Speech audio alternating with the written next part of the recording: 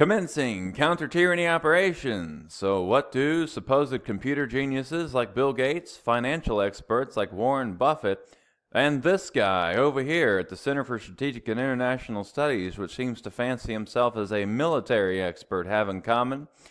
Well, I'll tell you, they all have a huge lapse in self-discipline, self-respect, and don't seem to know their own anatomy and physiology. So we have a discipline, intelligence, and respect problem all geared towards themselves, okay?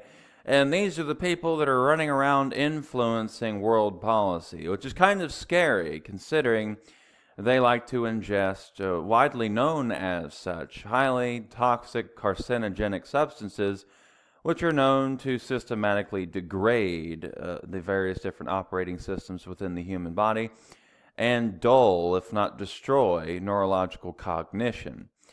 And yeah, no wonder the world's going crazy. The people that fancy themselves as being the intelligent ones are actually self-destructive morons with no discipline. So we need to fix that. This military gentleman here, if he spent a little bit less time focusing on how many missiles it takes to get to the end of the Osama bin Laden rainbow, and actually took care of himself by not ingesting a can of toxic waste, dulling his neurocognition, maybe he'd be a little bit more functional. And maybe if these big institutions would remember the fundamentals, take a good solid stance in what actually works instead of relying on all this machine learning, seeing as they're certainly not learning anything, seeing as it's widely known across the general population that Diet Coke is a very dangerous carcinogen, yet here they are consuming it. It's like, what's wrong with these people? Did you not get the memo?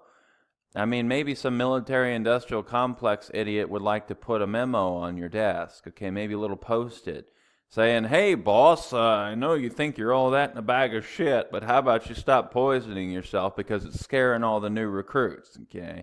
It's kind of hard to take orders from a douchebag that sits around and drinks toxic waste, okay?